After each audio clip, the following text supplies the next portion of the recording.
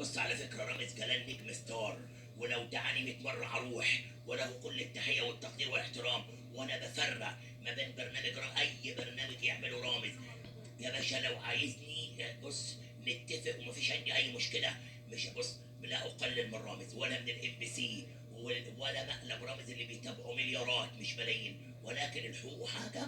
انا لا اقلل من احد واحترم الكل، ولكن الموقف غير محترم. وبالمناسبة زعلي من رامز مش من الكسر، زعلي من رامز من المقدمة، لأن مقدمة رخيصة وفيها تنمر وعيب. لأني أنا راجل شريف ومحترم وأكتر واحد صادق وبيعترف، ولما بغلط بعتذر. ما ينفعش أعمل مقدمة فيها تنمر وابتزاز وقلة أدب، وما ينفعش تصدر من نجم بوزن رامز وانا رافع على المقدمه 6 قضايا. لاني انا لا يمكن اتفق على شتمي او التقليل مني، وانا احسن من اي حد بما فيهم رامز، لان دي مقدمه رخيصه.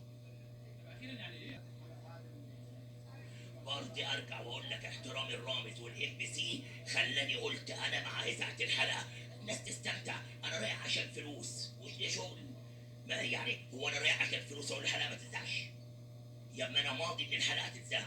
ولكن نقطة الخلاف اللي الناس مش فاهماها اني انا في مستشفى الزهراء في دبي اتقال لي الاصابة كذا، جيت مصر لقيت عكس اللي اتقال لي. فكان من قبل ما انطق بعت لهم الاشعاعات يا جماعة، الرنين المغناطيسي طلع عكس اللي اتقال في مستشفى الزهراء. كان يجب انه يتقال اركن كل حاجة جانبا وعلاجك علينا، كان الموضوع خلص.